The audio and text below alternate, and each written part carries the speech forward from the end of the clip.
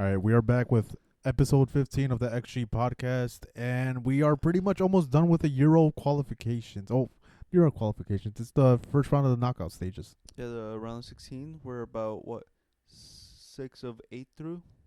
Yep. There's only 2 matches left for tomorrow. And We yeah, just got finished watching Portugal and Slovenia. yeah, big. I think it was a pretty entertaining match. Portugal has a lot of question marks though. Your champion. Yeah, but I feel like it's a common thing that happens in knockout stages. It's not about the team that looks the best in the beginning. It's about the team that grows into the tournament. I don't know. They have a lot of issues. They have decent build up as far as creating chances. It wasn't as clear. Ronaldo did have a one on one, missed it. But yeah, it just raised a bunch of question marks for me. But it's interesting because now they're gonna have to face France, and it's gonna be like the battle of mid. Because I think France has the same issue where they can't finish, and they lack creativity when it comes to creating chances. I feel like France, we know the obvious problem of what they have. They play with three CDMs, And so that's where they're the issue comes. so they're obviously gonna have problems creating. So I feel like that's the system issue, and I feel with Portugal, I feel like it's more on the players. Mm-hmm. Bernardo Silva hasn't, had the best tournament. Mm-hmm. Bruno Fernandes, I feel like he hasn't been good. He hasn't been bad. He's just been average. And then Leao's not having the, performance we expected him to be. Yeah, Granted, he's probably the best out of the three that I've mentioned. that's To be honest, well, I don't know. I don't even think he's the best out of the three. I think right now the best out of the Portugal team is probably Vitinha. Well, no, yeah, I meant like three. Oh, in the front three. But yeah, in the front three, I don't think I could point it. I don't even think. I think probably Bernardo Silva's the best one. But yeah, Leao has had a very bad tournament. I had high hopes for him. Did I put him as my player of the tournament? I don't know. You might have. I think I mentioned him briefly, but yeah, he's taking people on, but he's falling flat and he's trying to get penalties and diving and all that. Like he has to stop that. Well, it's just a repeat of what's been going on the past season with AC Milan Mm-hmm. that we've seen. He takes them on. He does he does the hardest part, and then he just doesn't finish. He tries to pass it off. Tries to take the easy way out, and It's it's becoming annoying because it's not like people say young, but he's not as young anymore. He's like what 24 now. yeah. He should be coming into his prime. Like we should be seeing him take over games, and he's not doing anything. Mm. And he wasn't too happy coming off the pitch for Conchenchao. Conchenchao had a decent display. I think he provided a little bit more compared to Leao. But I was gonna talk about Portugal's defense. They look rough. Pepe, right before we started recording, I mentioned that he had a pretty bad game. He had a lot of slip ups, and thankfully, none of them Slovenia took advantage of, because Chesko missed a lot. He He did. missed three 1 on ones that could have put the game away. Put the game away to Russ in the full 90, and in the extra times. Yeah, but shout out to Diego Costa Mm-hmm. or Diogo I think it's Diogo. Costa, because credit to him, he'd saved those Mm-hmm. 1-on-ones and made himself big and important during those times. But as we say world class striker or a top Mm-hmm. striker, you have to be able to finish those chances, or else if you don't punish the team, it always comes back to haunt you. Yeah, that's where pretty much big stars are made of. Because think of Mbappe, like he scored against Argentina. And we even talked.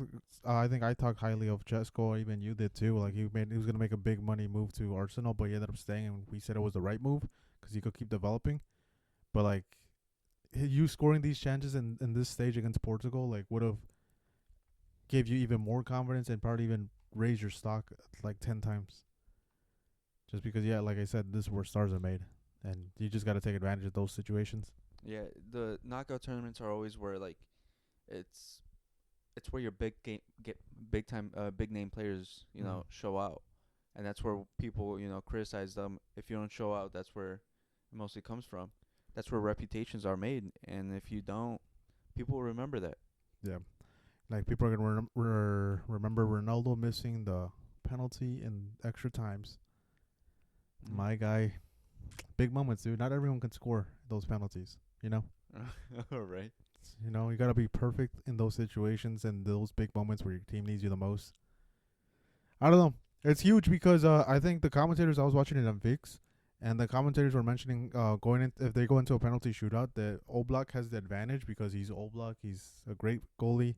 Well, he used to be known for a good penalty. Well, I don't think so. But I think early years at Atletico. No, don't you remember the Atletico Madrid final versus Real Madrid? They went to penalties. The man did not move. He didn't even dive once. Yeah, but that was is that Gordon? Never mind. It's not Gordon Ramsay. That's the Slovenian manager. But no, he wasn't known as for penalties. But yeah, they were pretty much discrediting Diogo Costa that he was gonna be a good keeper in the pens. That Slovenia had the advantage. But no, it was Slovenia because that penalty that he blocked against Ronaldo was his first penalty save since 2022 for Oblak. And on top of that, that's Ronaldo's first penalty missed or saved since 2022 as well. So 2 records broken. But on top of that, I saw an insane stat about Diogo Costa that he's a really good penalty keeper. Right here, let me see. I have the stat right. I literally was just saw it before we started recording. It is that Diogo Costa has saved more than 30% of penalties he's faced in his career.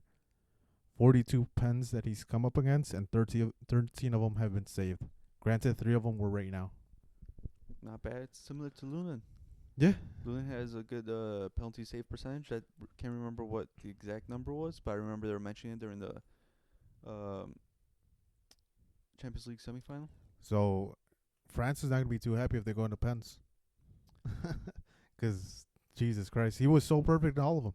Yeah, he's really good. And I feel like that always sets in a, like, it's always on the mind, especially on knockout tournament. Because I remember during the World Cup, it made Emi Martinez's image so much, like, bigger when penalty shootouts were happening. Because, like, players, they think about it so much. Like, this guy's really good. And especially, like, penalties, it's all in your head, really. It creates a big doubt. It's trying to pretty much gives you second guessing everything you're gonna do. Like before the match, I know a lot of the players know exactly where they're gonna shoot if they come up in a penalty shootout, but you start second guessing so much. And that's where the goalie thrives if you second guess, because they just need that moment of hesitation and they get you. And especially top class goalies like Emi Martinez or Diogo Costa, that's all they need. Yep, that edge. That's where they create their advantage.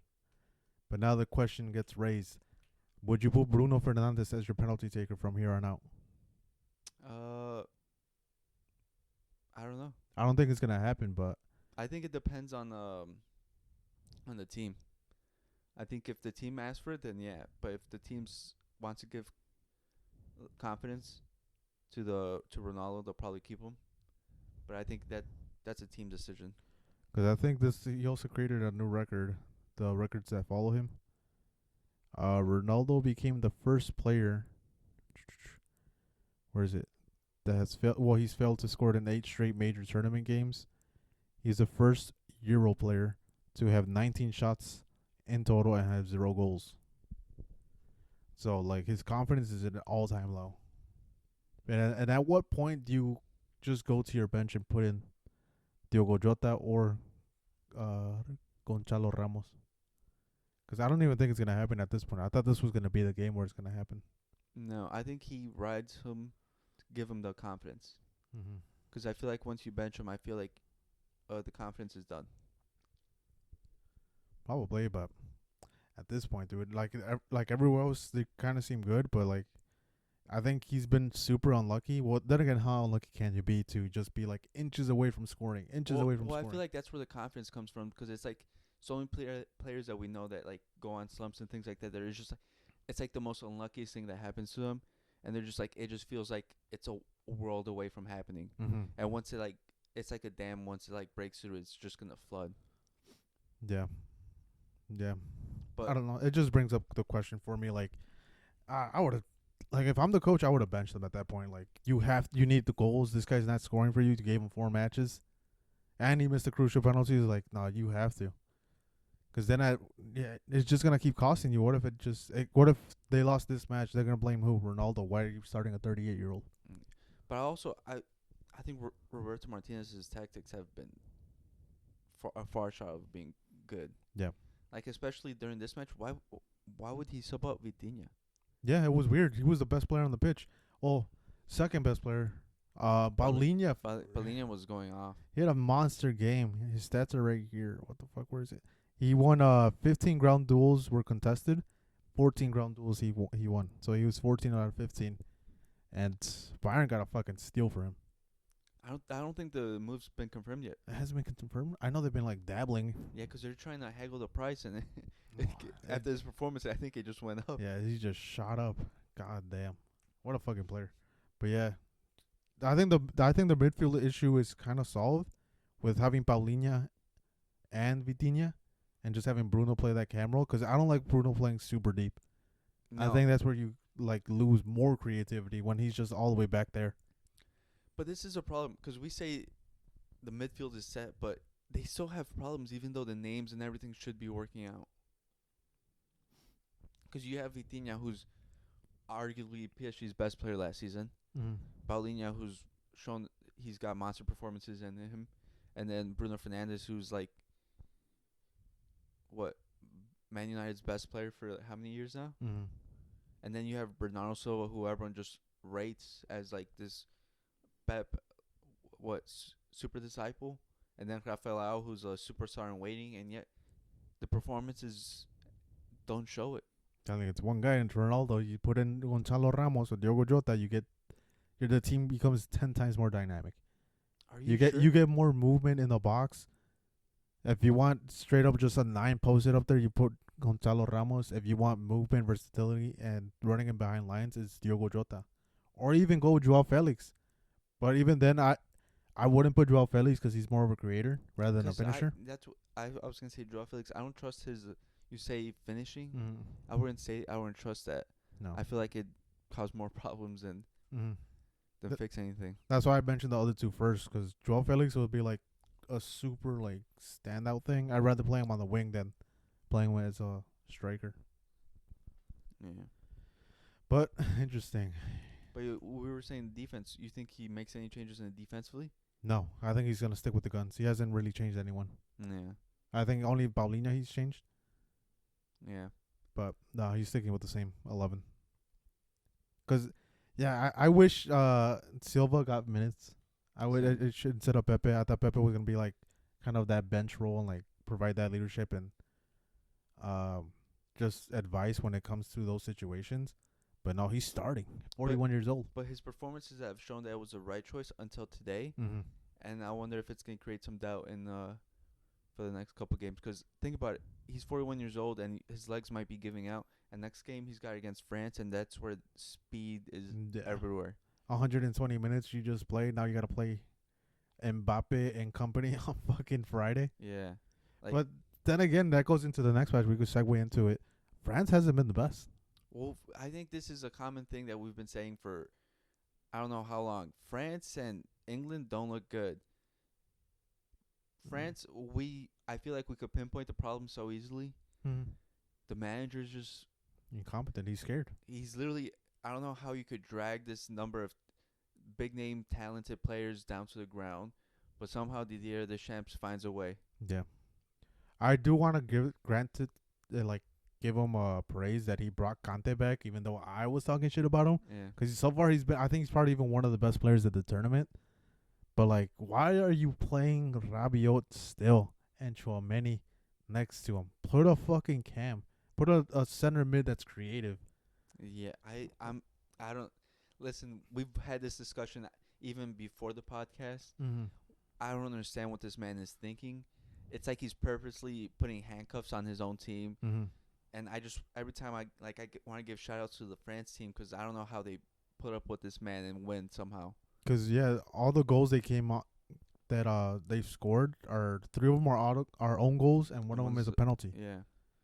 It's like that can't keep happening because now it's even looking horrible for Mbappe because it looks like he can't even create his own chances at all. But it's like he's by himself up there sometimes, Mm-hmm. and he has no one to rely on. And I feel like what we say on Griezmann's like such an important thing, like for Atletico and France Mm. and big tournaments. But even now, he feels like he's on an island by himself as well, Yeah. trying to connect the midfield and the forward line. But he's got no one else. Yeah, there's no one else there. 'Cause, yeah, Griezmann has really had a bad tournament so far. Just 'cause of that, like, he's pretty much shut down, and it's by his own fucking manager. Injury. Like, his manager's doing this to him. It's not even the opposition. It's like the meme of they're saying how could you stop Jordan from getting 30 or 40 in high school? And they're like, oh, the coach. Yeah. And this is the same. Same situation. Just mediocre. But as far as the other team, Belgium, I feel bad, super bad for De Bruyne. Yeah, honestly, I thought he was gonna have a bad tournament, and everything kind of deserved because of Courtois not being there. Mm-hmm. But he's shown out. He's literally been trying to carry Belgium by himself. Mm-hmm. He's playing a defensive midfield role. Yeah, and he's getting so unlucky that his teammates just don't want to. Like Lukaku's like doesn't want to. Carrasco, he still had the same issues he's had when he was pretty good. It's his finishing. Yeah. They're not great. And then Doku, he provides sparks, but he does. He's still like super raw. Yeah. He's raw. He's not super refined. He's young. I'll give him that. But you just feel bad for De Bruyne because this Belgian side at one point was the number 1 team in the world rankings. Everyone was saying that the golden generation, they were expecting big things, and everyone said the same thing. But it's like, because you looked at the talent, the names, there was like, there's no way they don't at least win one international trophy by the time they're done. Yeah. And it looks like it's just going to be disappointment after disappointment everywhere. Yeah. So, yeah, I do feel bad for De Bruyne. And one big issue I've had was I thought Trossard was going to have an amazing tournament. Just, he's a shell of himself. He just not even there. Even Openda had such a bad tournament. Like their forwards, other than Doku, had horrible tournaments. Onana had a great tournament. Yeah, Onana looks really good, and I feel like he's probably going to make a big move pretty soon. The one thing I'm surprised that they didn't do was I can't say his name, De Caliter from Atalanta. Yeah. I'm surprised he didn't get more time because he showed he had a great past season with them, and I felt like he could have probably provided an offensive spark that was probably needed. Big facts. You could have played him alongside with De Bruyne, like if you know how I just said that De Bruyne was playing more of a defensive midfield role. Mm-hmm. Yeah, you could put De Cataler as a fucking cam. Yeah, and just like have him connect. But no, they just left him rotting on the bench. They only put him right now in the end of the game after they got scored on in France. So it's like, Jesus. So, but I don't even think that manager's gonna stick there for long. I think they're gonna end up switching managers. Well, maybe they even stick it out to 2026, and after that, if nothing happens, he's gone. Well, who knows if KDB plays, and then by then they're gonna be looking around, seeing who carries them next. I'm gonna call it. I think Courtois is gonna get a call up again. Probably. But I didn't even think this tournament was a goalie issue. It was more of No, a it wasn't a finishing. goalie issue. I feel like it was the rest of the. Like I don't even think it was a defensive because I think we were in the beginning. We were talking about how they still called up. I can't. Vertoffen. Vertoffen. I can't remember how old he is, and Witzel. Mm-hmm. But they didn't play as much as Yeah. but the defensive line was still solid and good. I felt like it had more to do with the midfield and up. Yeah, that big facts. So yeah, there was just a bunch of shortcomings for their attack. Just sad to see. And De Bruyne had a great chance too. Like in one of the before France scored, he had a crazy shot on target, but it was saved because it was too like central. I feel like what this Euros is teaching us is more that there's not a lot of good international coaches out there, and it's a very devoid of If anything, the small teams have one of the best coaches right now. It shows that the small coaches are probably can't get those big moves Maybe because they're showing that what they could do with the small teams. But maybe it's not that. It's maybe the FAs that have the problems. But who knows? It just shows there's a lot of deficiencies in the upper management and management. it just comes to show that sometimes it's the manager that makes the team, not even the players. Because France should be shooting in all cylinders, but they're not. Yeah. What can you expect from this match from France versus Portugal? We all say that hopefully there's an exciting match and brings us to our feet. But I feel like it's just gonna be more of the same. 'Cause I want to say that Portugal will probably speed up and then make it more interesting. Mhm. But when France plays with three CDMs, it makes it so tough Yeah. It makes it tough too. to do anything in the attack, and especially in midfield. So I feel like it's gonna slow down the game again, and it's just probably gonna be a typical boring match that we've come to expect. Yeah, I think this game has the potential going to extra times. If I'm betting again, because I think it's a little bit more predictable. Mm. I think it's gonna be under 2.5 goals, easily. You think there's gonna be 2 goals? Under. No, it's gonna be under. No, but you think there's gonna be a goal? A goal max, maybe a 1-1 tie, but I don't think there's gonna be like everyone's saying on Twitter that it's gonna be a high scoring game. Well, the Nah. casuals are, Well, but we've seen the matches and so far it has not been that. no. And plus, it's a quarterfinal. Like it's gonna be at the Champs game. Yeah. Like you just said, super defensive. And same thing with Portugal. I don't think they're gonna be risking as much, knowing how fragile their defensive their is, and especially with the speed that they carry, even though they're not, they haven't shown it yet. mm-hmm. It just takes one time and it's over. Yeah. Because if France gets the first early goal or anything, they get the first goal. They're playing all the way in the back, parking the bus. And I feel like it's so tough to break them down defensively because they have such good defensive talent. Because with Saliba, Tuchemeni, Upamecano is actually having a decent Upamecano, yeah. tournament. like it's gonna be tough. And especially they still have their bench players too to come in. Mm-hmm. If they score that goal and go back, it's gonna be very tough for Portugal. Yeah, it's all fun and games until fucking Camavinga gets subbed out by Griezmann. It's like, Jesus Christ. Now you got to deal with this octopus that grabs everything with his leg. And then at that point, you're just like, Because Camavinga's a pest to play against. yeah. I'm surprised. I'm literally surprised Didier Shams isn't playing him. Like Yeah. instead of Rabiot, I'm surprised he doesn't start Camavinga, Tuchemeni, and Kante together. Yeah, and I think even Camavinga has more of an offensive output compared to Chouameni. So I'm surprised he had to. Just a bad fucking coach, I'm telling you. This guy's fucking hell. This guy stinks, man. I don't even know how long he's lasted. If Valbuena was still playing, I bet you he fucking start him. If there's so many other players, Jerry, I think he would start him. Mandanda. Yeah, fucking starting keeper. Hugo Lloris. Yeah. He probably would have still started him. Also, He didn't retire. did you see that Mainan save? Where the free kick? Mm-hmm. What do you think happened? What do you mean? Because it was a free kick. KDB literally shot it straight at him, and he like reacted late and then just like kicked it. I think it moved slightly, so he kind of overthought it a bit and reacted pretty late to it. I think he was distracted looking at them, Maybe. and then he was like, "Oh, Oh shit! My boy got he lost concentration like my boy Ransdale. I can't stay focused for a full 90. I was like, oh my god, don't say that, you idiot. Like no one wants to fucking hear that. Yeah. yeah." But going on to the next match, the bigger disappointment: England versus Slovakia. Let's not talk Slovakia with about an this. early lead, Let's not talk about this, Jerry. and oh my god, Let's not talk you're about to be so right. Let's not talk about this, Jerry. You know how I feel about this match. Oh my god, I think Slovakia had so many shortcomings in this match. They just lost Jude for half a second, and this man scores a bicycle kick. And it's so funny that you're reacting like this because this is your boy. Jerry, you know how much I hate these English fans. You know how much I hate them. I was so happy, Jerry. I was ecstatic. That was making my day. There was like rainbows in the sky. It was so happy. And then my own boy did this to me. He ruined it for me. You're ruining it. Literally, they were playing so bad. It was so shit.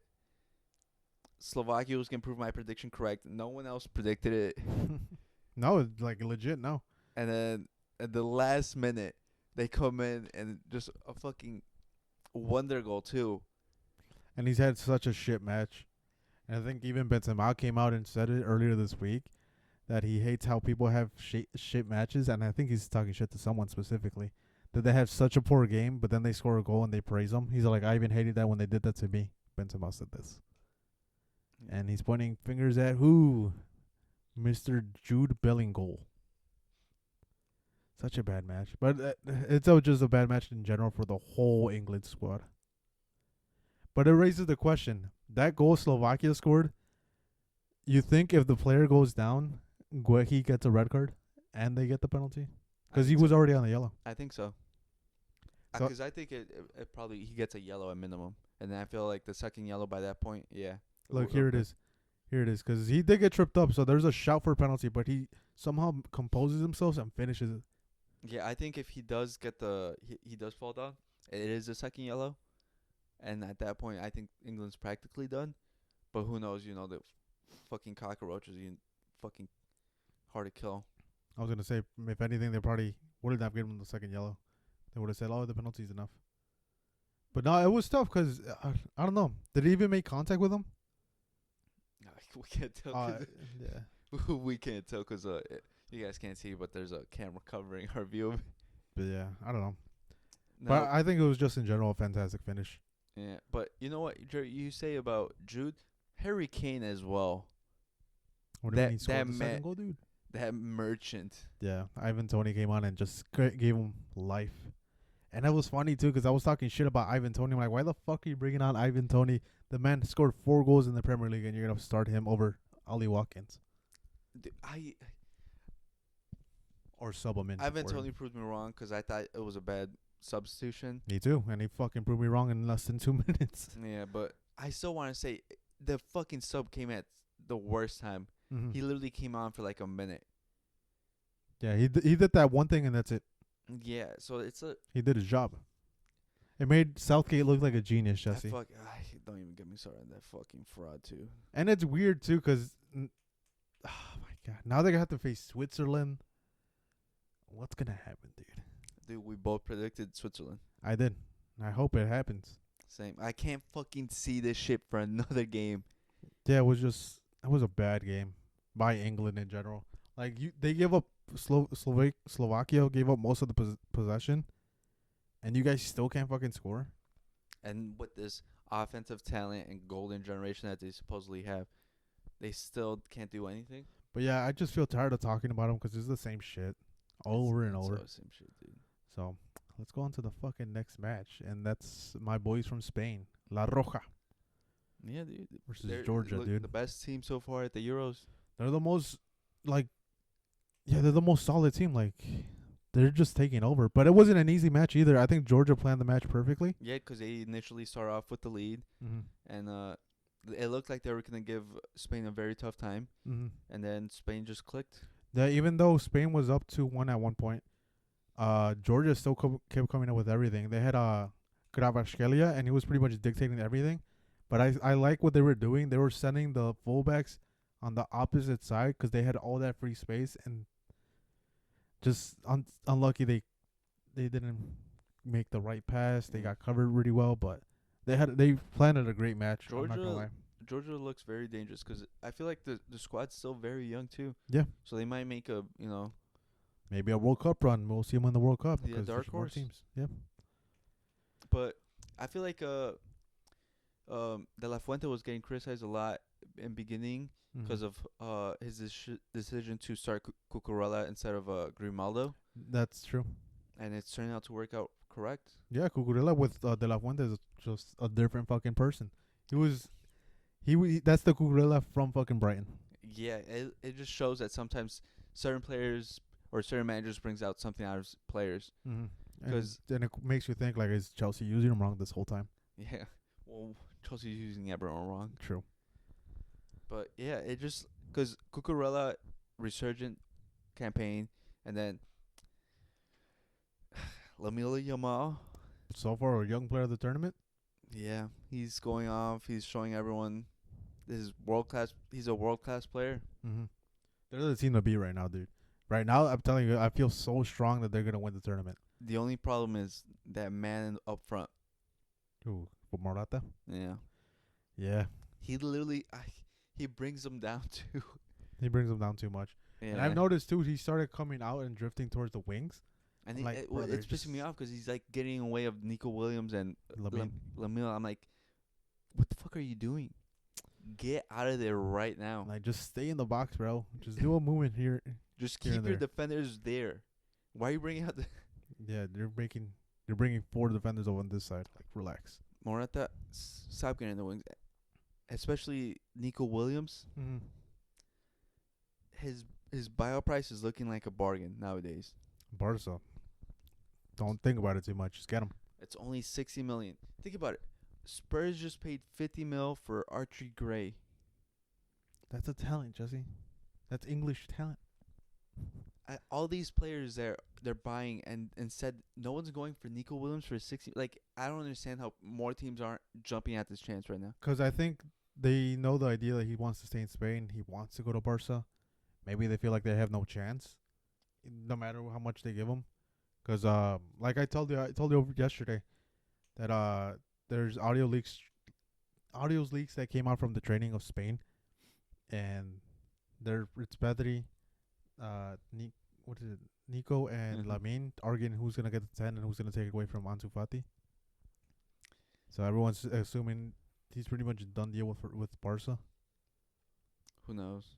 because right now Barca's been keeping everything a secret with their transfers. Because you saw, I don't know if you've seen recently, Dest just went. The Joe Felix one? No, the Dest, he got sold to PSV for nothing. Yeah. It was just a sell-on clause. But also you saw that they initially said goodbye to Joao Cancelo and Joao Felix, Mm-hmm. and but then they retracted the statement because they're saying that they're gonna bring him back for next season. Yeah, they're gonna try to. So who knows what Barca's transfer plans are? Because I don't want to speculate, but I don't know what the fuck they're doing. Because they're also still trying to get Kimmich for Hansi Flick. Mm-hmm. So I don't really know what they're doing. Yeah, but the one thing I do like is that they're keeping everything behind closed doors. Because Xavi was talking about everything. He made everything obvious. And if anything, that was just raising the prices for certain players and making it difficult. Yeah. So in a way, it's pretty smart of Hansi Flick. I think he's the one that advised it. But Nico Williams, what a fucking talent! That goal he scored against the Georgians. Well, that's the second goal that he scored. That's been crazy. Dude, that goal reminded me a lot of Ronaldinho when he scored against Real Madrid. But I'm not talking the run up, but like when he took on the defender, how he took him on like easily. He showed on the ball and just tapped it to the side and Yeah. scored that shit. That was insane. He looks really good. I would have wanted him at Madrid if we didn't have like 6 forwards. Yeah, I was gonna say that's. If we didn't have 6. What is he gonna play left back? Dude, Saka's playing left back right now at England. Anything's possible. Yeah, anything's possible, dude. We might just come up with a different formation. 1 goalie, 10 forward. Well, we did just sell Joselu to Saudi. So. Oh, you guys didn't buy him. Oh, we did. You guys bought him and then sold him. We bought him and sold him for the exact same price. Jesus, my boy. All he wanted to do was stay in Madrid. Yeah, but I think it was a smart choice to sell him or to let him go, because it's just there's so many players up front right now, Big facts. and unfortunately there's not gonna be a lot of minutes. Yeah. But yeah, whoever gets Nico they gotta steal. They are. It is a steal because he's so. I'm literally surprised that no Premier League club is trying to go for him. I think there's interest, but again, they know that Barca wants him. But even so, I'm surprised PSG tries to buy everyone. I haven't seen links with them, or even Bayern, or even any. They offered they made an offer for Lamine Yamal. I think it was like 250 million. Yeah, I saw that they offered that, and also. It was, I think, what player on top of that. I can't remember. I think Carlos Soler. Mm-hmm. I think so. Fuck that. Keep your thing. You have Dembele, dude. Keep your dirty money. You have Dembele. You guys are fine. They might give you Dembele back, dude. Yeah, fuck that guy. If anything, it was a blessing that he left. Like I said, I was fine with the move. It kind of sucked, but we needed the money. It would have been better if he didn't fuck you guys by doing the clause, so PSG would have to pay less money. Yeah. But it is what it is. Things happen for a reason. We got Lamine Yamal, the 16-year-old now. 17 to be soon. Just don't ruin him like the others. I know, please. Don't play him as much. Yeah, we don't want another Ansu Fati. He'll make a comeback, dude. Ansu Fati's getting a preseason with Barca. So maybe. Yeah. He didn't get the chances at Brighton. Yeah. I don't know. It doesn't mean anything to me until I see it. It's too many seasons now where I need to see it before I can trust it. Yeah, that's true. That's fair. But we do need a left winger, so if Nico Williams is there, he'll probably be his rotational. And then Victor Roque going out. Striker, dude. No, they just started Mark Gui. No, they're they're loaning him out. Victor Roque. No, so far it's nothing's I saw concrete. something that they're gonna loan him out to Serie A. Nothing's yet. Not that I've seen so far. Well, then again, my Twitter feed has not been filled with transfer news. But no, I haven't even seen anything about him in recent days. I know people were happy that Mark Gui got sold and not this guy, Victor Roque. Yeah. But Spain now has to go up against Germany, and that's a perfect segue. Germany, what'd you think? Very, very nail-biting game for them. They have doubts, right? I have doubts about, but it's the same doubts I've said about like every team. Kai Havertz, because he had that one-on-one with the goalkeeper. He has these chances, but it's what we know about him. He just doesn't finish. The build-up play, the making the runs, the passing, the connecting, the creativity, it's all there, but he can't finish the. Yeah, he's not a true 9. And that's a problem that I have with all these strikers nowadays. That they're good on the ball, they can dribble, they can pass, whatever, but they can't fucking finish. Like, why do I want you if you're not gonna finish the? I have the opposite view. I think, well, not about that. I agree with the finishing, but I thought Kai Havertz was the best player on the pitch. He looks good, but my problem with him is he can't. You wanted him to finish. Because if he finishes that one-on-one with the goalie, I feel like the game's done. Yeah. But he didn't finish it, and the game stayed tense. Mm-hmm. And I felt like that's a burden on the legs that wouldn't have been there. Yeah, it's just more added stress, and then one goal, they're pretty much back in it. The momentum switches. Yeah. Because this whole game is built off momentum. But yeah, I thought Kai Havertz had a great game. Sane, he was the replacement for Wirtz, because we mentioned that Wirtz doesn't look healthy. Yeah. And Sane had a really bad game. Yeah, I feel like he was. I think he was there more defensively, honestly, because he was tracking back. He was making those runs when the long ball was sent, but besides that, he wasn't really. Wasn't existent. Yeah, in the attack, he seemed very disconnected. Wasn't linking passes in the final third, and the runs he was making weren't that great. But yeah, he looked rusty. Yeah. That's for a fact. And then Jamal Musiala. What a player! He might actually win the young player. That's between him and Lamine. Yeah, because he's also going for the golden boot so far. Yeah. With the 3 goals. And I think we both said, that's where the Germany's goals are going to come from. Mm-hmm. And he's carrying the burden. He's literally carrying the German team. Yeah. And I think whoever wins this game, because it's Germany versus Spain, is going to pretty much determine who wins young player of the tournament. Yeah. Because it's going to be an insane matchup. Oh, that's if Wirtz plays. Because it's that potential matchup of Nico and Lamine versus Wirtz and Musiala. Yeah. That's a fucking showdown if Wirtz plays again. I think that's going to be crazy, because I think that's the showdown for the next couple years. Mm-hmm. Germany and Spain, because their players just look insane. Yeah, they do. I'm just so happy Germany's back, low-key. Yeah. Because it's been years where they've been super bad. Haven't been playing the best. They have moments, but I'm just happy to be back, because this is pretty much a classic game, like a derby. Yeah. Germany and Spain. You always know it's going to be a banger when these two teams play against each other. Mm-hmm. And it's never really high scoring. It's always 1-0. But I feel like it's not. You might not get the goals, but the play is high level. Yeah, the build up, it's so great. Because casual sees, it's only 1-0. It's only one goal. What the fuck? But if you actually watch the game, you're like, it's crazy what these guys are doing right now. And sometimes it's also spectacular defensive plays that they have, or the goalies too just give out performances. Now this will be a standout game, not the fucking France versus Portugal. That one's just it's good on paper, but I don't think in style of play it's not going to be there. Yeah, and then who knows? Germany, I feel like it's gonna be tough with their fullbacks. Mm-hmm. I think their fullbacks is gonna be the issue, because Kimmich has been cooked in the past with speed. And Nico Williams. Then you're playing Raum at left back, and that man, I think it's Raum. Yeah. And he plays in the 2nd division, and you're going to have to face Lamine Yamal. Yeah. It's like, fuck, dude. I think it's going to be a great game. I think it's going to be a pretty back and forth. I think, well, obviously, you know who I'm going with. Spain all the way. Who did I say? I think I said Germany, right? Yeah, you said Germany. Yeah. But I'm 6 for 6 so far. Hey, listen, I would have been perfect if my boy didn't fucking cut me in the back. I was so glad. But nah. Loki, I got fucked because I made a parlay today. And I put France to win, Portugal to win in the 90, and then they fucking can't score, and that was pissing me off. And I was like, all right, if they're not gonna score, at least knock them out of the tournament. No, that didn't happen. Yeah.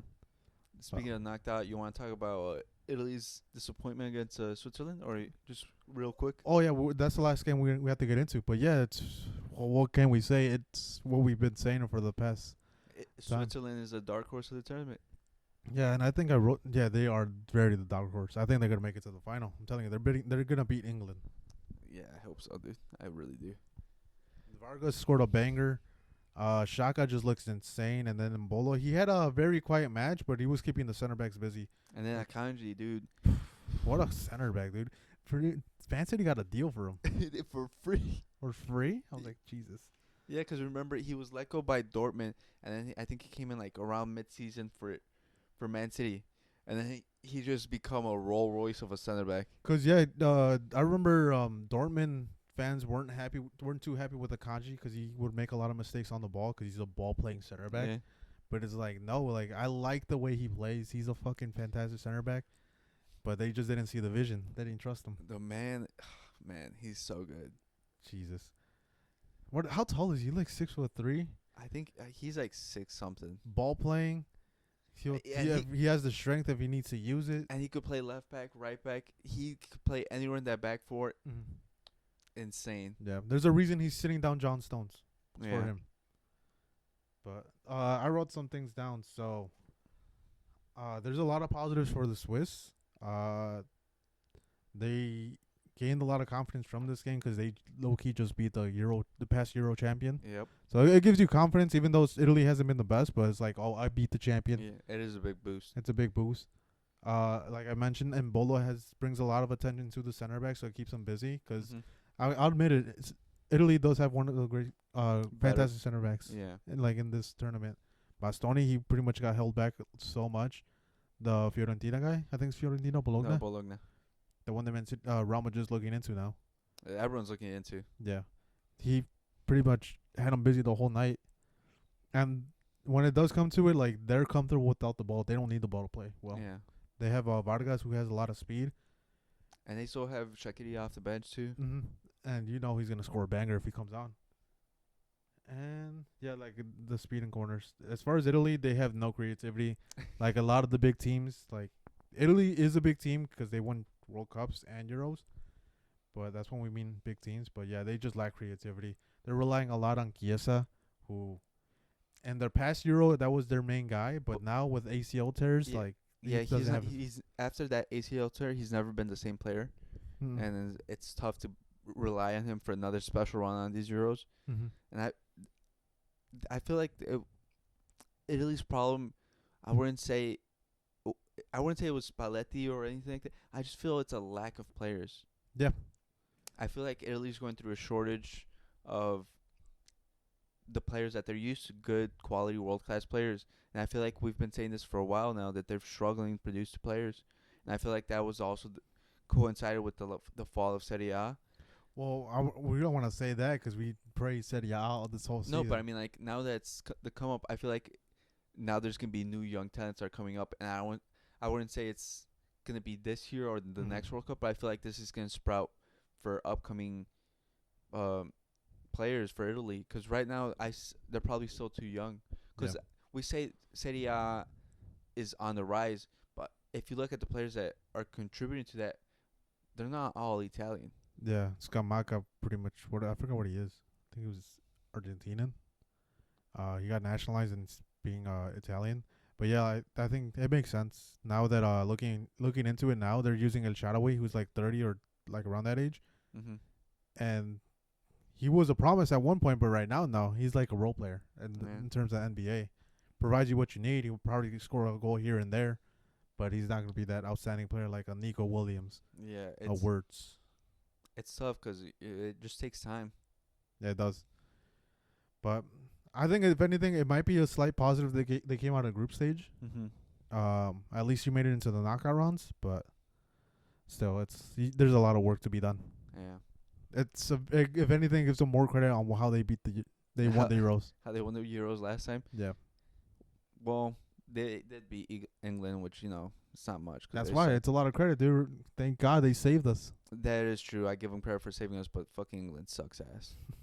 When the tournament was rigged for them, where they literally only played in England, meanwhile Italy was going all over Europe. Yeah, the most traveled team. Yeah, and England the last travel team because they literally just stayed there. It was supposed to be a whole Europe tournament, motherfucker. It was just there. Yeah, they just kept playing in fucking England. I'm like, damn, must be fucking nice. Yeah, Because over here and staying in hotels and everything, traveling across country. these guys staying at home. Yeah, but that's what I'm saying. It gives it more credit because they saved us. Yeah, they saved us, dude. I can't fucking. If they win it, dude, I can't hear. I'm not leaving my house for like. I don't know how long. But yeah, so far, what do you think was the best match of the ones we've seen? Because there's still 2 more matches, like you said, tomorrow. The best match, I would say probably most entertaining was Spain Georgia. Mm-hmm. I feel like it provided the most offensive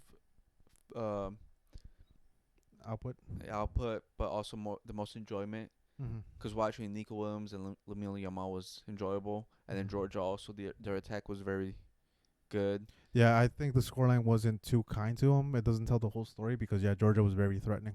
Yeah, and then but everything else, I probably enjoyed the Swiss Italy match because Swiss just really plays really well. Mm-hmm. They just play correct football, and every other match was fucking.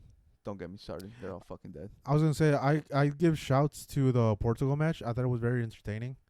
A lot of 1-on-1s. It was more goalkeeper play that pretty much stood out. Obviously not goal heavy. It ended up 0-0. But it was a lot of drama. I say it's one of the top ones. But yeah, I'd have to go with Spain and Georgia. That match was just beautiful to watch. Yeah. Mm-hmm. Those are the matches you wish to watch every day. Like, it's the ones you don't want to end at all. Yeah, it's the ones you're like, when it ends, you're like, damn, fuck. And they just go by so quickly. Like, before you know it's already happened. You're like, what? And it usually only happens like a couple of times in tournament. Yeah, most of the time we just get like fucking England matches and France matches. Oh, my God. Dude, the France match was so unbearable to watch. But I would say I liked it when Belgium was attacking, even though they didn't score. But yeah, it was pretty cool. England one was, just a snooze fest. Yeah. Dude, I'm telling you, I want my time back for those matches. Yeah. It's so literally a waste of my life. And we could go into a preview for tomorrow's matches. Romania, Netherlands. You said Romania. I said Netherlands. You still sticking with your gut? Did I say Romania? You said Romania. You said you want to be different. I'm gonna be different. Listen, man. You're putting doubts into my head. I feel like, looking at it now, I feel like Netherlands might have a struggle scoring. But no, I'm not switching it up. No, I didn't say Romania. I said Netherlands. You said Romania. I swear. No, because remember I said they're gonna make the semifinal. Oh yeah, you're right. Never mind. Nope. I just remember. Did I say Romania? No. Fuck, I think we both said Netherlands. Yeah. Because who do they face next if they go through? Austria. You said they lose to Austria. Oh, yeah, I did. And then because it was Austria, Turkey. Mm-hmm. Which I think I said Turkey. Yeah, you did say Turkey. Yeah, I think No, you went with Austria. Fuck, we got to write this down and just keep it on my wall or something. Yeah. I have a big board. Because I know I said Netherlands, and then I think I said... Did I say... I think we said Austria because Turkey has been having... Yeah, I said... I said fuck them because they're not doing anything because of Arda Güler. They're not starting my star boy. But then I have Netherlands winning. I'm starting to have doubts on Netherlands. Kind of what we said, that if they keep starting to pay, it's not going to look good. They're going to have to rely on Xavi Simons and Gakpo. Yeah. If Romania starts clicking, dude, they start scoring, it's going to get scary. I say if Romania scores first, they win. Yeah. No, I believe in my predictions. No, we can't change it up. I'm just saying I have doubts. Yeah, I have that. Well, man, I had doubts about Slovakia, and they proved me right. Yep. Fuck. Kind of crazy. Dude, I could have been so good. Yeah. I could have cooked.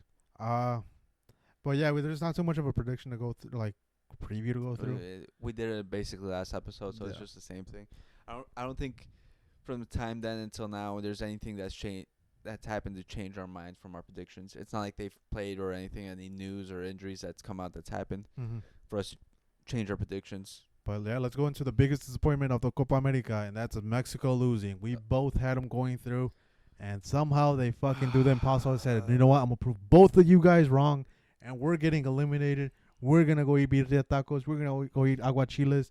We don't give a fuck about the podcast or any of you guys that you had help on us. I saw this game at your house yesterday. I went over.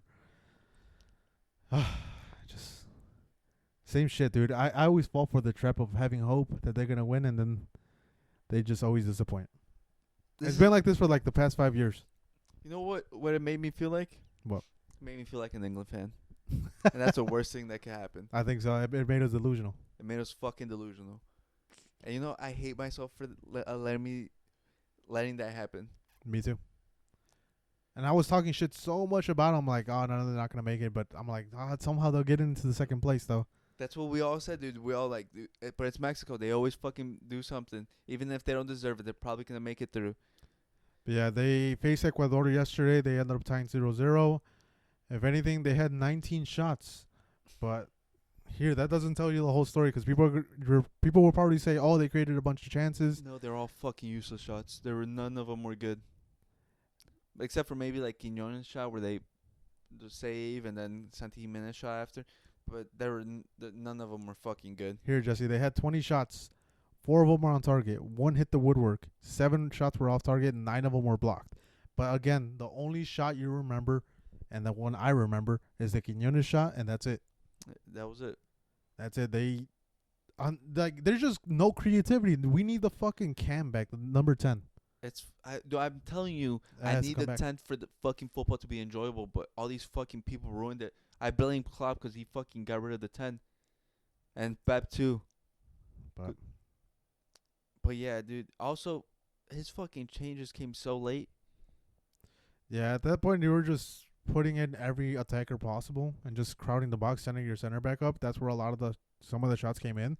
But like, dude, how are you not gonna have a one-on-one, a couple great crosses that make the goalie work? Like, it's just and then like, oh my god, we're watching an England game, bro. Yeah, dude, we're the England of fucking CONCACAF.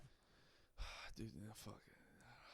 Dude, that's the worst thing you could ever say to me. Dude, it is. I know. That's the worst part too. It's like, what the fuck? And we admit it. Fuck you, England fans. We admit it. But yeah, it's just delusion. And then at the end of it, it was just long ball after long ball, hoping something happens into that. And when the penalty shot happened, I was honestly,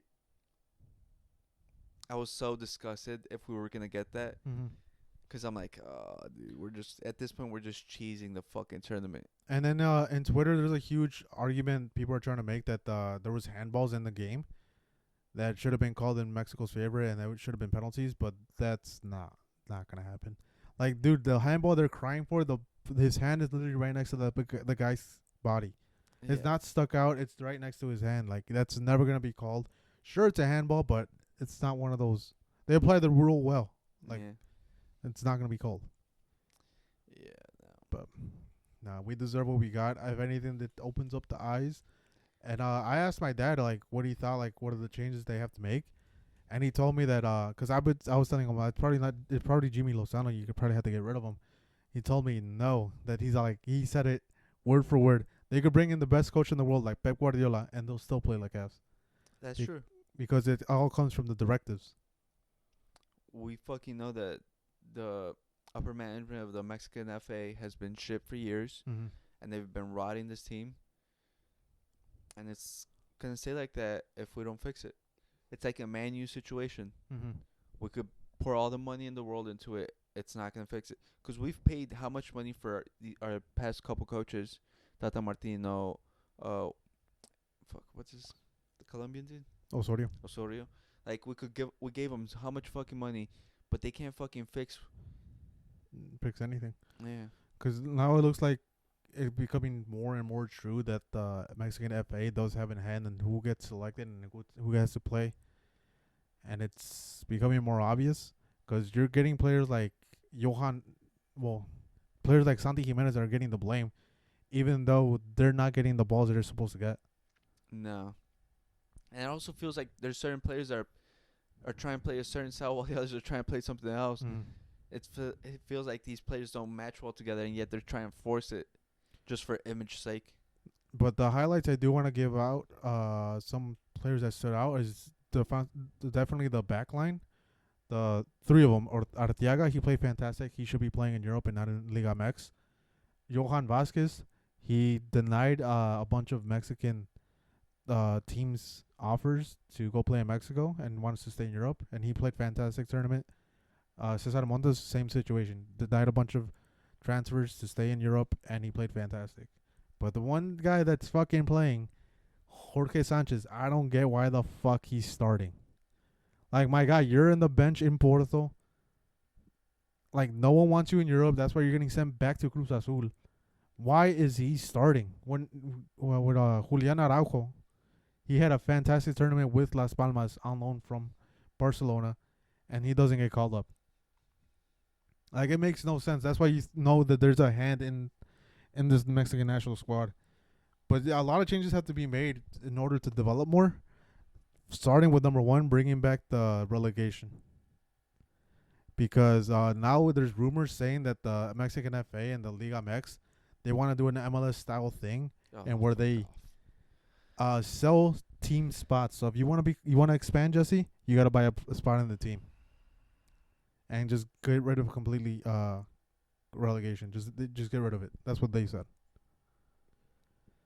So if anything, we're going down. backwards. And my dad's like, oh, you got to give credit to Ecuador and Venezuela. They came a long way. They started developing their football because Venezuela is known for their baseball.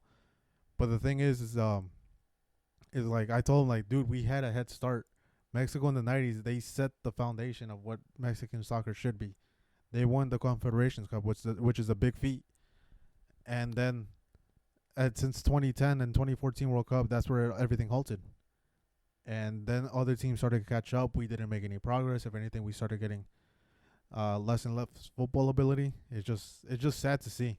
It's just very nepotism. Well, this is the soccer. problem with it's just the problem has been that the FA has basically started playing favorites and wants their images to just make money from the Mexican national team because everyone knows the Mexico travels well, Mexico sells well, and then the Mexican league teams have they started ruining the Mexican players because they don't play them anymore. They just fucking buy big name players from outside the country, and then basically never play any fucking Mexican players because there's literally like none. And so it's halted the development of the Mexican national team and the Mexican football scene in general because there's no Mexican players. So how is the Mexican national team gonna get better or even stay the same if there's no one developing them? Because literally no other country's gonna develop them if Mexico's not gonna fucking develop them. Yeah.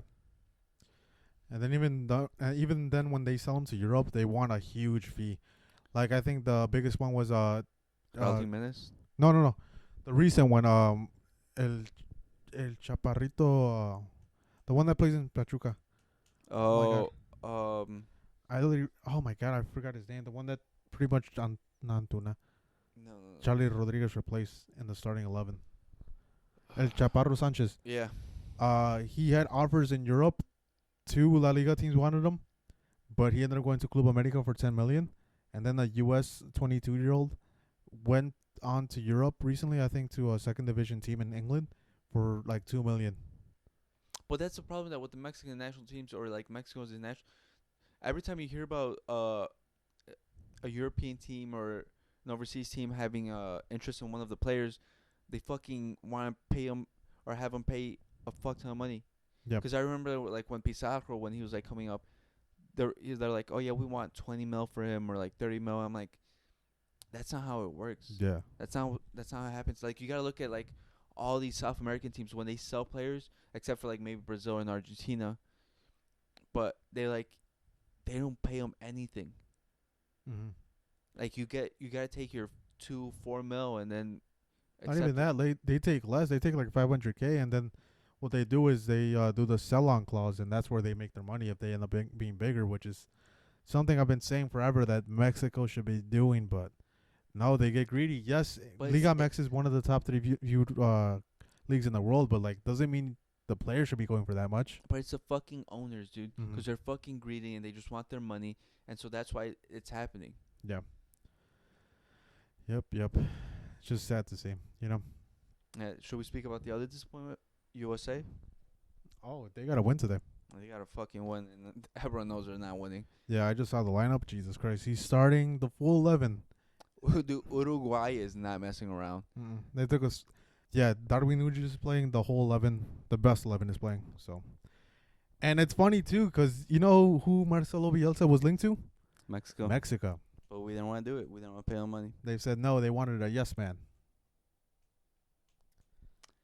Like I said, dude. It's shocked, Jesse. It's fucking shocked. It's the days. But yeah, U.S. It was pretty funny. The U.S. fans were talking shit that Mexico lost versus Venezuela, and they had to beat Ecuador to try to get in. And same thing happens to them. They lose to Panama, get a red card early on, score early on, and then they fucking lose. Yep, and it's gonna be sad that the two giants of CONCACAF fucking bowing out in the group stages in the Copa America, dude. And it's crazy because me and you said that there was going to be the two easiest groups that, like, oh, no, these two are guaranteed. And they're fucking proving us wrong. Hey, man, I was right about Venezuela, though. You were. I'll say that you were. Fantastic team. Solomon Rondon, guess who brought up his career again? Pachuca, Mexico. Yeah, dude, I'm telling you. We're fucking raising up the standards of every other nation but ours. But, yeah, it's crazy. You think the U.S. has a chance at all? No. No. No. These Uruguay's about to demolish them. I'm expecting Fede Valverde a long shot right now. Darwin Núñez to score like 2. Yeah.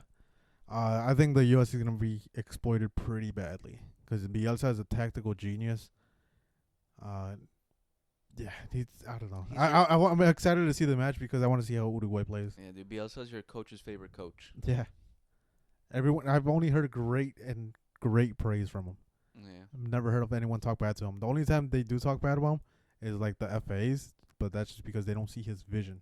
It's because, it's like they say, a genius is misunderstood. Mm-hmm. And that's what he is, dude. The way he sees football, we don't understand. Yeah. Oh, my God. And then, what else? Brazil came back. They had a convincing performance. They did. Which I felt like it wasn't anything that changed. I felt like it was just the players had to show out, and they finally decided to show out. I don't think it's going to change the dynamic too much of the team because I still think it's still an underwhelming team. There's like the few talents that they do have, but yeah. Yeah, it's a pretty rough showing from Paraguay. Even though they had a great first match against Colombia, but Brazil exploited them pretty well. But I think hopefully if this Brazil shows up for the Colombia match, so it could be I think it'll be a really enjoyable Colombia and Brazil if it's back and forth. I feel like it's a type of match that if Brazil shows up, it'll be one of the best matches of the tournament. Yeah, it's gonna be an exciting match. That's the next match, but Brazil's trying to still play for qualifying because it's not completely sure. Because I think they could get out in goal difference, but it's gonna be pretty tough. Like Colombia's gonna have to pretty much knock them out. But Colombia, I know they're gonna come out swinging because they're trying to secure first place. Because if they lose to Brazil, then Brazil goes on top. Yeah. But yeah, Costa Rica has to pretty much beat Paraguay 3-0 and hope Colombia beats Brazil 3-0. For them to go through, yeah. Yeah, or in yellow cards, or just Costa Rica wins by 4. But yeah, it's pretty much they're fighting for first place right now. But it's gonna be an entertaining match, that's for sure.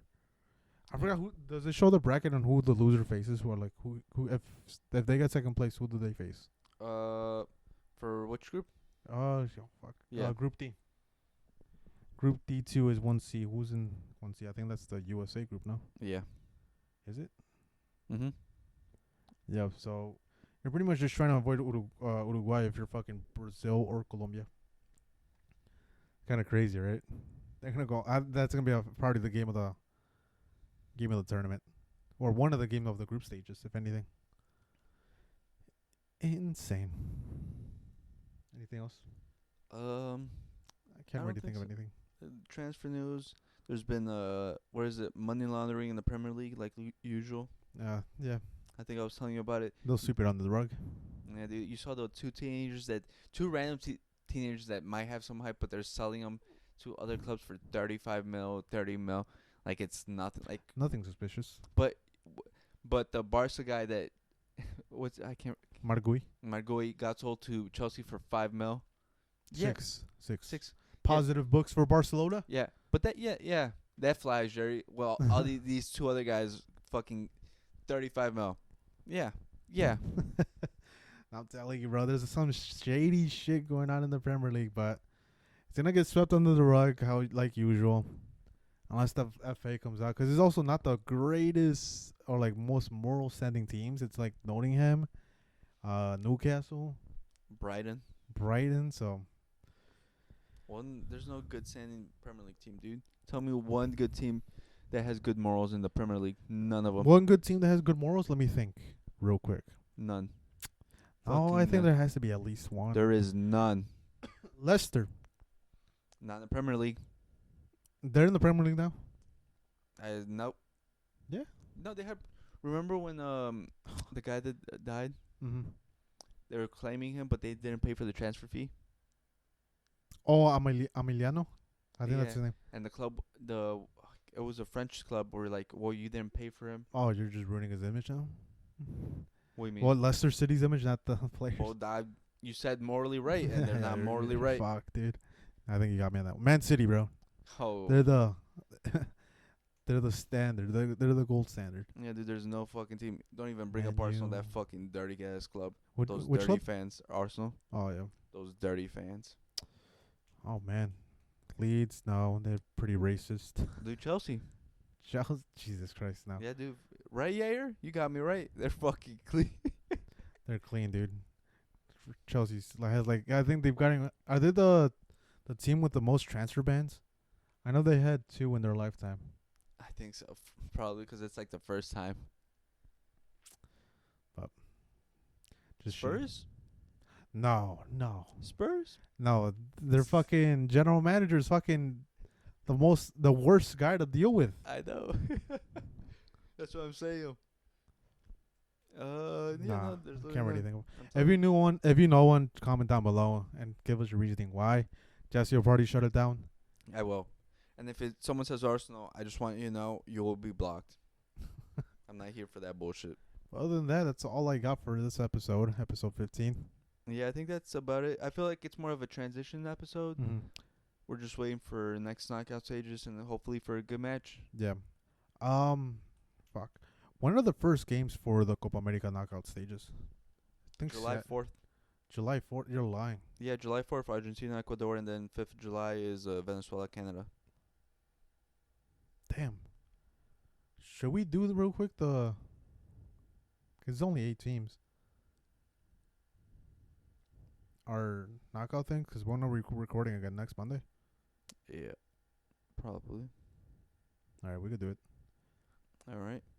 Well, Argentina, Ecuador. Oh, easily. Argentina. Uh, Ecuador didn't show much. They pretty much just defended their way into getting a tie. And yeah, they kind of choked it. Argentina. Yeah. Fortunately. Oh, it's okay. That's fortunately Argentina. Venezuela, Canada. Venezuela. Yeah, Venezuela, dude. My They're- dark horse, dude. Dude, they're showing out. I'm very surprised. They're fucking showing out. They're playing great. Solomon Rondon. Oh my god, this is a huge transition for them. Yeah, I told you. It's a good bet. Now, Uruguay versus 2D. 2D. So it's between Brazil and Colombia. Who do you got? Well, that's going to be a tough one. We'll just say how the group standings are right now. It's Brazil. Uruguay. Brazil. You got Uruguay, Brazil. Who do you got? I think so. Who do you got? I think I go Uruguay. Me too. Brazil's going to be a disappointment. I got Uruguay. Now, 1D versus 2C. Colombia versus USA. Or, no, not USA because they're fucking Panama. Colombia. Yeah. It should be an easy one for Colombia. Colombia, dude. Yeah, Panama. They showed something against the U.S. I think they got bailed out by the red card that the USA got by Timothy Weah. But yeah, I don't think Panama's gonna have a lot to show. Then it's Argentina versus Venezuela. Argentina, dude. This is the right to the final. Venezuela, please. I'll go for Venezuela just to be different. So you got Venezuela in the final? Yeah, dude. All right. Yeah, dude. I just don't want Argentina there. Just in spite of that not even being right. Yeah, I don't even care if I'm wrong or anything. I just don't want them there. Now we kind of call this that it's gonna be one of the two in the final, Uruguay Uruguay. or Colombia. See, I initially said Colombia Mm-hmm. because I forgot about Uruguay. Mm-hmm. Since I did that, I'm gonna stick with my prediction. Said dark horse. I'm gonna go Colombia. Sorry, Fetty. If I remember that, I would have picked you, but I didn't. So I You gotta got stick blinded, with it. dude. You had tunnel vision. I did have tunnel vision, so now I gotta stick with it. You know, it's like what people say you should fix the mistakes you did. Nah, I'm gonna fucking stick through. I got Uruguay. Yeah, I would Yeah. too. Now it's gonna be Uruguay and Argentina in the final. You have Venezuela and Colombia. Colombia. Colombia. I said Damn. Colombia was gonna win it. This is the path I see. Oh my god, dude, it pains me so much. I really want to go Argentina. But it's Uruguay. Yeah. It's Uruguay, dude. I have to stick with my prediction to be honest, so I'll go Uruguay. Dude, Uruguay. It pains me. What is it? What are they? 5-time winners of the Copa America. So Dude, they're not a just bad show. they just look so good this tournament. Mm. They've literally shown no signs of stopping. Also, I go with Uruguay just because there's doubts on Messi playing. He has the adductor injury he picked up against not Canada, versus Chile, and there's doubts of him even playing the quarterfinals. So I think if Messi's not healthy, he's probably gonna force it and play it, and I think that's probably gonna hinder him. So yeah, It doesn't matter if Messi plays. Uruguay's better. but yeah, Uruguay's just stacked. I think, like I said, we're a very well worked team. They have Bielsa. They have pretty much every position in the pitch covered. Also, I think it's because they're also younger than Argentina. Argentina's carrying an older team. Somewhat. I think they're still like. I think their average age was like what 27. Well, but I look at the players that they look to carry them, like Di Maria, Oh, Messi. okay. They're like older, and I feel like the legs will catch up to them. I feel like Mhm. the young legs of Uruguay will stop them. Okay, that's decent.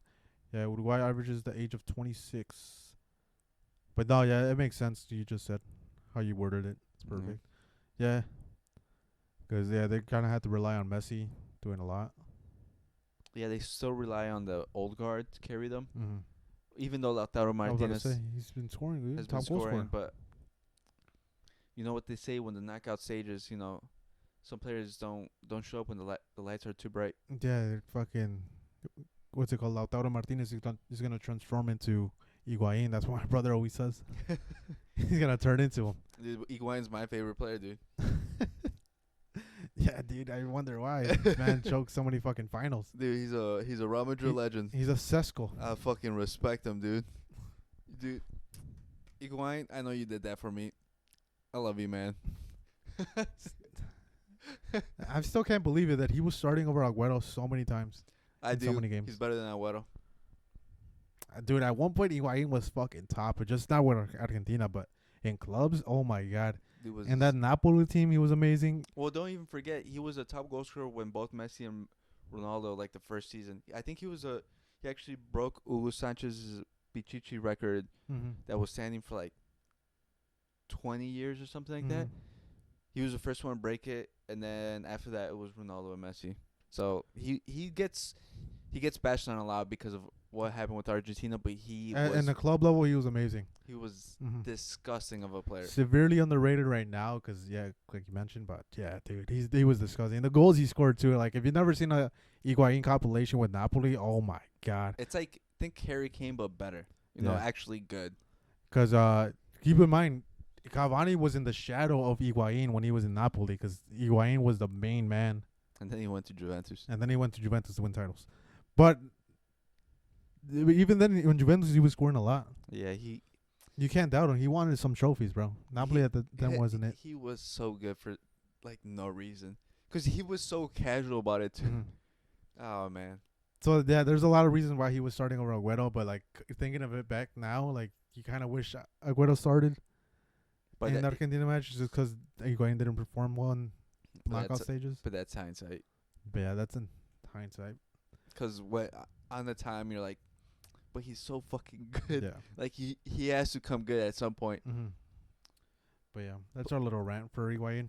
But also Agüero was also fucking injury prone like a mother. He was. So was Di Maria. Every time in the knockout stages, if like I think I told you, if Di Maria wasn't as injury prone and was in finals, Argentina would have won more. Yeah, They would have won the World Cup. Dude, Di Maria in knockouts just carries everything. They would have won Copa Americas, like at least one or two. Yeah. But yeah, thank you guys for watching. This is episode 15. Make sure to like and subscribe. Make sure to look out for the TikToks. Make sure to insult your English fans and Full France span. fans. Yeah. Yeah, and Arsenal fans, because you guys don't deserve anything good for your lives. You know what's gonna be the worst final of all time? France, England. Don't even say that. Don't even put that energy out there. I'm not watching it.